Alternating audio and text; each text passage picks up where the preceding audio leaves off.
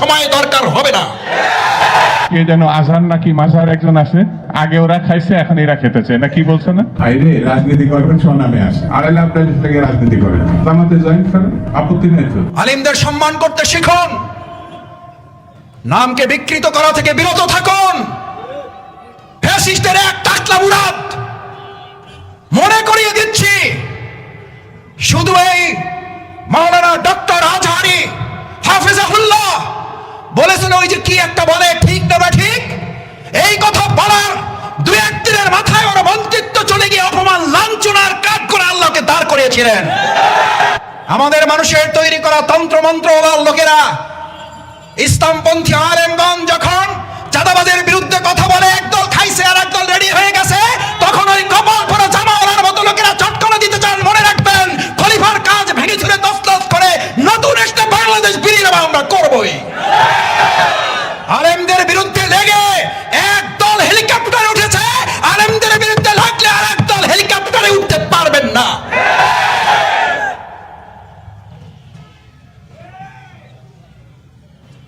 আল্লাহ তাআলা আলেমদেরও দেখেন, জালিমদেরও দেখেন।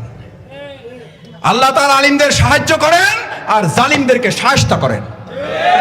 সুতরাং আলেমদের বিরুদ্ধে অবস্থান নিয়ে কেউ জালিমের কাতারে যাওয়ার চেষ্টা করবেন না, পরিণতি কারো ভালো হবে না।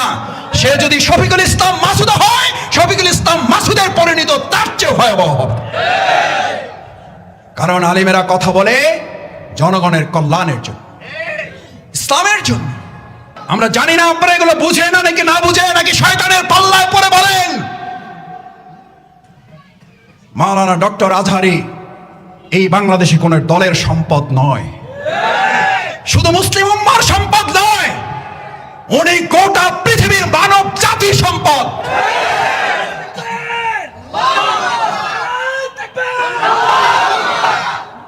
ওনাকে আপনারা বলেন একটা দলে যোগ দিয়ে দেন, আরে ভাই উনি তো একটা দলে আছে, বুঝেন না কেন? উনি তো একটা দলের কথাই বলেছে, সেই দলের নাম হচ্ছে ইসলাম। ইসলামের কথা বললে যদি কারো গায়ে আগুন জ্বলে, তাহলে বুঝতে হবে ওটা মুসলিম নামের কলঙ্ক, ইসলামের দুশমন।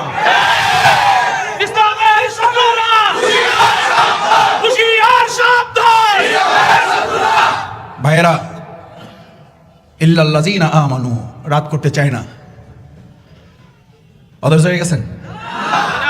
শেষ করে সম্মানিত ভাইয়েরা, ইল্লাল্লাযীনা আমানু, ইমানদারদেরকে এবার আল্লাহ তাআলা বললেন, তোকে খলিফার দায়িত্ব দিছি, ওইটা কেটে টুকরা টুকরা করে ওটাকে একটা নতুন জামা বানাই দিতে হবে। আমরা এই বাংলাদেশকে কেটে টুকরো টুকরো করে এটাকে একটা নতুন বাংলাদেশ করে দেব। এটা বাংলাদেশ জামাত ইসলামী করবে না, এটা ইসলাম করবে। ইসলাম পারে না, পারে নাই। জাহিলি মদিনাকে কি মদিনা বানাইছে? আমরাও আওয়ামী জাহিলি মদিনাকে সোনার বাংলা বানাবো।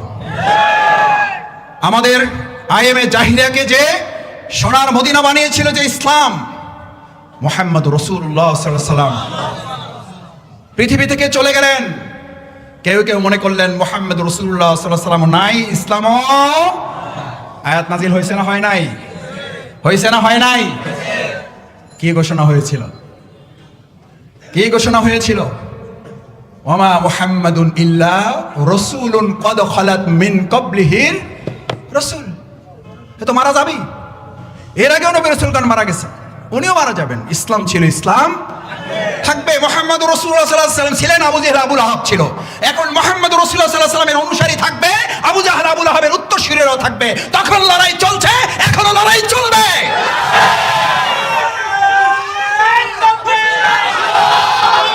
ও ভাইয়েরা, ও ভাইয়েরা, শফিকুল ইসলাম মাসুদদেরকে এখন ফতোয়া দেওয়া হয়।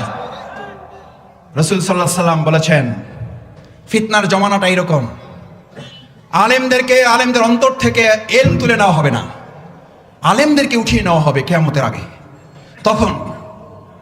তখন লোকেরা ইত্তাখাযান নাস, মানুষেরা গ্রহণ করবে এলেমবিহীন লোকদেরকে, নেতা হিসেবে মানবে মূর্খদেরকে। এবং শুধু মূর্খদেরকে নেতা হিসেবে গ্রহণ করবে তাই বলা হয় নাই। রাসূল সাল্লাল্লাহু আলাইহি ওয়াসাল্লাম বললেন কোনো জ্ঞান নাই, তারাও এখন ফতোয়া দিয়ে দিবে। আমরা উত্তরবঙ্গে এক এলাকার ফতোয়াবাজ দেখেছি, একজন মুফতির আগমন ঘটেছে দেখেছি। আমরা পরিষ্কার বলছি এটা কিয়ামতের লক্ষণ। আপনি যখন ইসলামের ফতোয়া দেন, ইসলামের কোন জ্ঞানের ধারে কাছে না থেকে, তখন জাতিকে ফাদাল্লু আদাল্লু, তারা নিজেরা বিভ্রান্ত, জাতিকে তারা বিভ্রান্ত করে। রাসূলের বাণী, এটা জামাতের কথা বলছি না, এটা ডক্টর শফিকুর রহমান ভাইয়ের কোন বক্তব্য আপনাকে শোনাচ্ছি না। ফাদাল্লু আদাল্লু,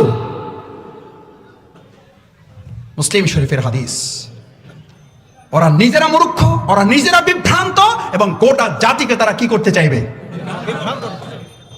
করতেছে না? রাসূল সাল্লাল্লাহু আলাইহি ওয়াসাল্লাম হাদিস তো ঠিক হওয়ারই কথাই নিশ্চয়ই। ফাদাল্লু ওয়া আদাল্লু, ওরা নিজেরা বিভ্রান্ত, ওরা জাতিকে বিভ্রান্ত করবে। আলহামদুলিল্লাহ, আলেমরা সেখানে পথ দেখাচ্ছেন। আর আলেমদের বিরোধিতা করা মানেই হচ্ছে প্রকৃতপক্ষে তারা ইসলামকে বিরোধিতা করছে। ভাইয়েরা,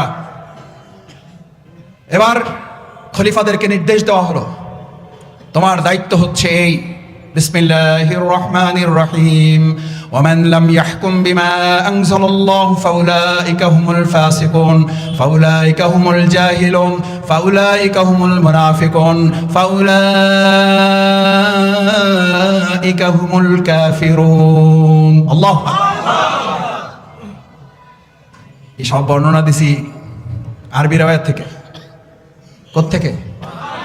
কোত্থেকে জোরে? কোথাকার কথা? কার কথা?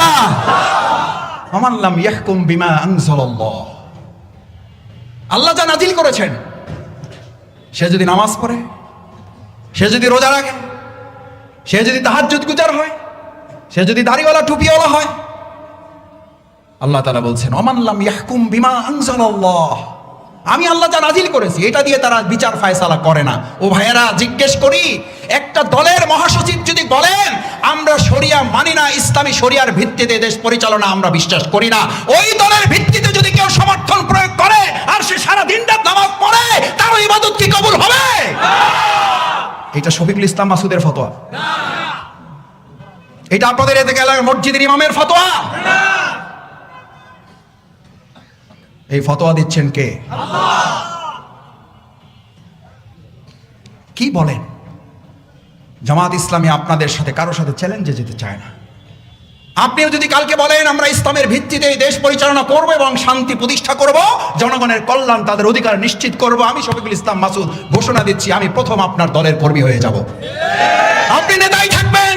জামাত ইসলামী পদ পদবী, নেতৃত্ব, প্রধানমন্ত্রী, এমপি আর দেশ চালাবার রাষ্ট্রপতি হওয়ার জন্য রাজনীতি করে না বলেই আমাদের নেতৃবৃন্দের নামে মিথ্যা অপবাদ দিয়ে তাদেরকে ফাঁসির মঞ্চে নেওয়া হয়েছে। হাসতে হাসতে ফাঁসির মঞ্চে গিয়ে এই কথা ঘোষণা করেছেন আমাদের রক্ত এক সময় বাংলাদেশ ইসলাম প্রতিষ্ঠার জন্য সহায়ক হবে। তারা পদ পদবী চাইলে মাওলানা দেলোয়ার হোসেন রাহিমাহুল্লাহ, মাওলানা দেলোয়ার হোসেন সাইদি রাহিমাহুল্লাহ, তাকে ফাঁসির মঞ্চে নেওয়ার জন্য সব আয়োজন তারা করেছিলেন। আল্লাহ ফায়সালা দিয়েছেন তোদের হাতে তাকে ফাঁসি দেওয়া হবে না। কি অপরাধ ছিল তার? কি বলতেন তিনি? তার কি রায় ছিল, কি ফায়সালা ছিল? তিনি এই খেলাফতের দায়িত্বই পালন করতে চেয়েছিলেন যে আমি কোন আইন মানি না, আমি শুধু আল্লাহর আইনের ভিত্তিতে সমাজ রাষ্ট্রটা আমি পরিচালনা করতে চাই।